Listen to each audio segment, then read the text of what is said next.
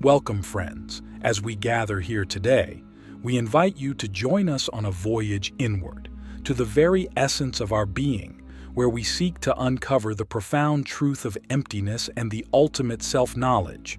This exploration is not merely an intellectual exercise, but a transformational experience that can radically shift our perception of self and the universe. In our first discussion, let us consider the notion of emptiness. Often, we associate emptiness with lack or void, but in the spiritual sense, emptiness is the fertile ground for all possibilities. It is the state of pure potential, uncolored by our thoughts, emotions, and stories. To truly become empty is to release the firm grip we have on our identities, our beliefs, and our perceptions. We start by examining our thoughts. We believe our thoughts define us, but they are transient, coming and going without our control. To observe this, sit quietly and watch your thoughts like clouds passing in the sky. Notice how they arise and fade away. If we are not our thoughts, then who are we? This question is the key to unlocking the door to self-knowledge. Let us then turn our attention to our emotions. We often identify strongly with our emotions, but like thoughts, they are fleeting. You may feel anger, joy, or sadness, yet these emotions do not remain static. They shift and change. If we are not our emotions, then what remains when they dissipate? It is in this space that we begin to glimpse the canvas of emptiness upon which our experiences are painted. Now, consider the stories we tell ourselves. From a young age, we are shaped by narratives that dictate who we should be, what we should value, and how we should act. But what happens when we strip away these narratives? What is left? To become empty, we must be willing to let go of these stories and stand in the raw truth of our existence. The road to becoming empty is not a process of becoming less. It is a process of becoming more authentically ourselves. It is the peeling away of the layers that obscure our true nature. But how does one begin to let go of these layers? It starts with awareness. By becoming acutely aware of our thoughts, emotions, and stories, we can start to see them for what they are, impermanent aspects of our experience, not the essence of who we are. Click subscribe to this channel to get more profound spiritual lessons. This leads us to practical advice. Begin a practice of meditation where you can sit with your thoughts and emotions without attachment. As you meditate, you may find resistance. This is natural. The ego clings to what is familiar. But with gentle persistence, we can soothe the ego and reassure it that in emptiness there is no annihilation, only the discovery of our true, boundless nature. And so, as we conclude this first part, we invite you to reflect on the transience of your thoughts and emotions. Can you witness them without clinging? Can you allow them to rise and fall like the tide without losing sight of the shore of your true self? It is here, in this witnessing, that we begin to touch the surface of emptiness, the ultimate self-knowledge. Presence unveiled, the crucible of emptiness and the alchemy of the now. In the second segment of our exploration, we delve into the essence of presence and the power it has to illuminate the pathway to emptiness. Presence is the art of being fully engaged with the current moment, untethered by the distractions of past regrets or future anxieties. It is within this vibrant presence that the doorway to true emptiness swings open. To embody presence is to stand in the eye of the storm where everything is tumultuous yet you remain still. It is to watch the world whirl around you, acknowledging its motion but not being swept away by it. Why is presence so crucial to becoming empty? It is because presence allows us to experience life directly, without the filters of our conditioning. In the pure state of presence, there is no room for the clutter of accumulated beliefs and biases. There is only the raw, unmediated experience of now. Imagine for a moment that you are a vessel filled to the brim with water. Every belief you hold, every story you tell yourself adds to this water.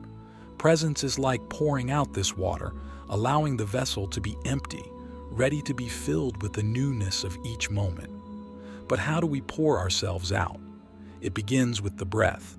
The simple act of breathing with intention can anchor us in the now. Focus on your breath as it enters and exits your body. Feel the life in each breath. This is the essence of presence.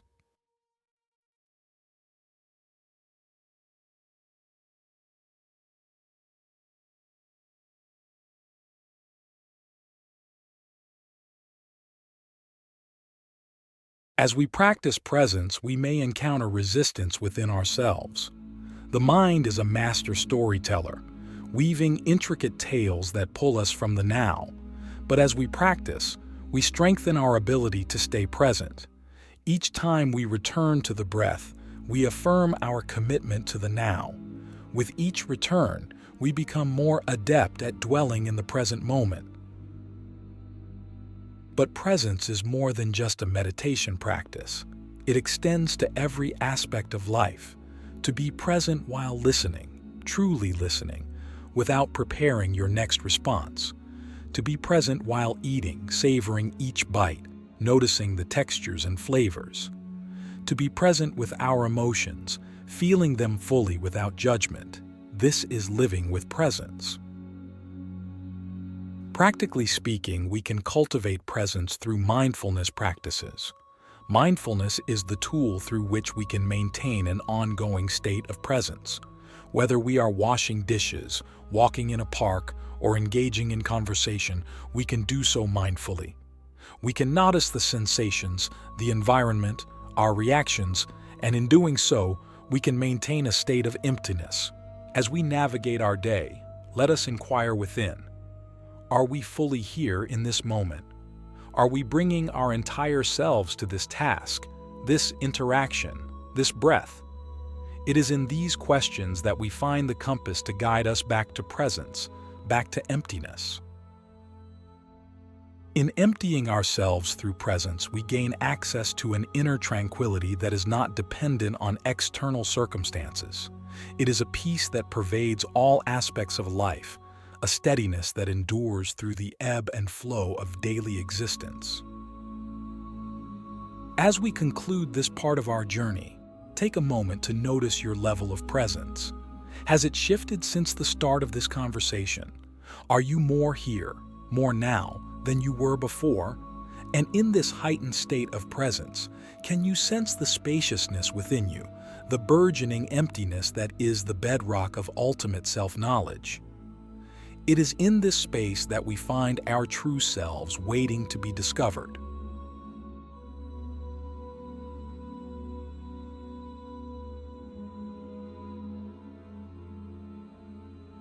The tapestry of interbeing, unraveling the illusion of separation. In the realization of interconnection, we find a paradox.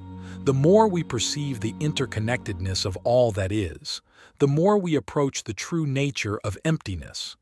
This emptiness is not a void, but the understanding that our sense of a separate self is an illusion. We are not isolated entities, but rather threads woven into the vast fabric of existence. Consider for a moment a wave on the ocean. It might appear distinct and separate as it crests and falls, but is it not made of the same water as the ocean itself? Its separation is an illusion. It is the ocean in motion. Similarly, we too are expressions of a larger whole, waves of individuality rising from the sea of existence. To internalize this, we must look beyond the superficial differences that divide us and see the common essence that binds us. Every being, every object, every phenomenon is a manifestation of the same underlying reality.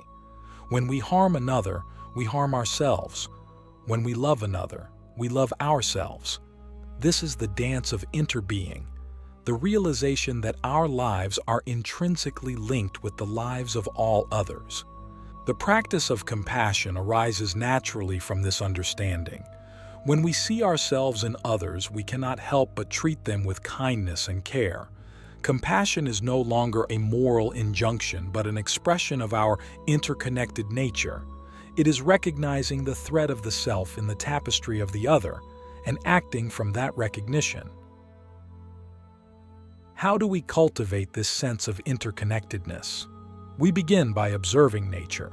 Observe a tree and consider its existence. It breathes in carbon dioxide and breathes out oxygen, essential for our survival. We, in turn, support the tree's life through our own breath. This mutual exchange is a simple yet profound example of interbeing. In our daily lives, we can practice seeing the connection between our actions and their impact on the world. The food we eat, the clothes we wear, the technology we use, all come from a complex web of relationships and processes. By becoming mindful of these connections, we cultivate a sense of responsibility for our role in the web of life.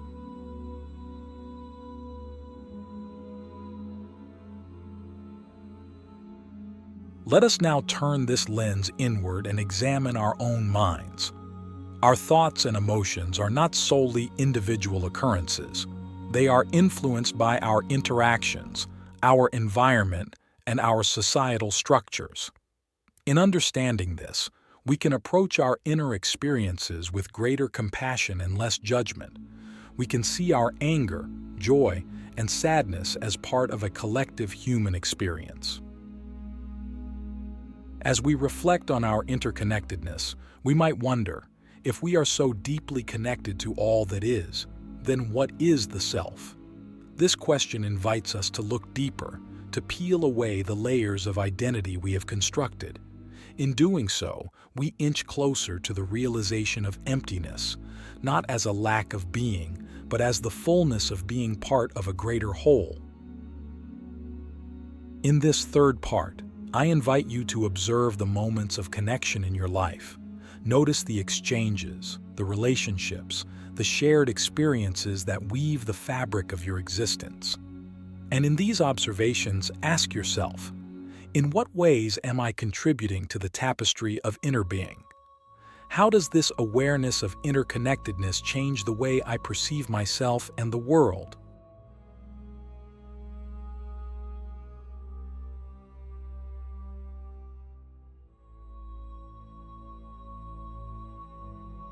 The luminous self, embracing the infinite dance of emptiness.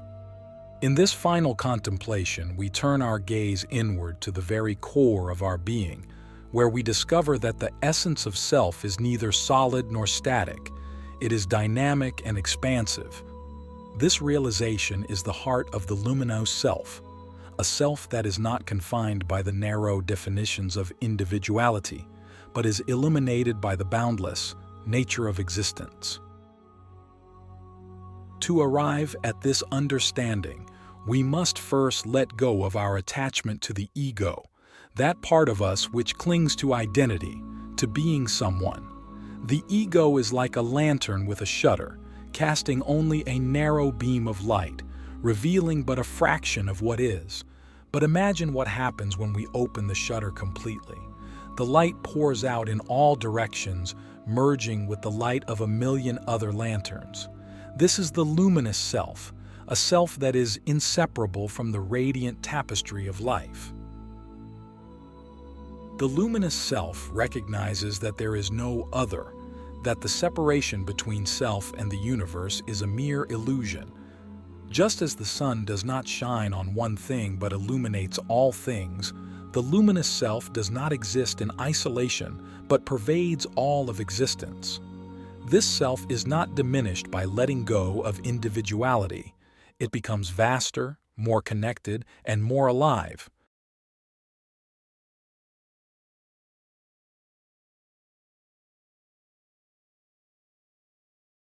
To embody the luminous self, we must transcend our limited perspectives and embrace a vision that includes all beings and phenomena. This is not a passive state but an active participation in the universe's unfolding. When we act from the place of the luminous self, our actions are not driven by personal gain but by the recognition of our shared being. Practically, we can cultivate the luminous self through acts of selfless service, through creative expression that seeks to uplift and inspire, and through moments of deep contemplation where we dissolve the boundaries that confine us. Each act of letting go brings us closer to the luminous self, each moment of unity a spark that ignites the light of awareness. As we live from the luminous self, we find that our very presence becomes a beacon of peace and harmony. We inspire change not through force but through example, not by compelling others but by transforming ourselves. The luminous self is like a stone dropped into a still pond, sending ripples outward, touching all shores.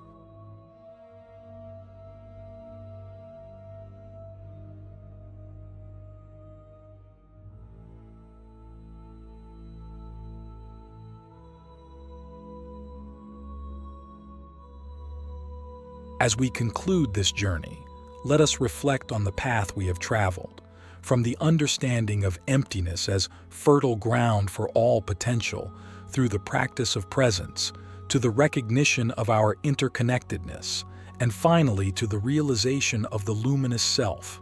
Each step has been an unfolding, a blooming of the wisdom that resides within us. The luminous self does not seek to know in the traditional sense, it seeks to be. It is a state of being where knowledge is not accumulated but lived, where truth is not sought but embodied. It is the ultimate self-knowledge because it is the knowledge that the self is everything and nothing, finite and infinite, a drop in the ocean and the ocean itself.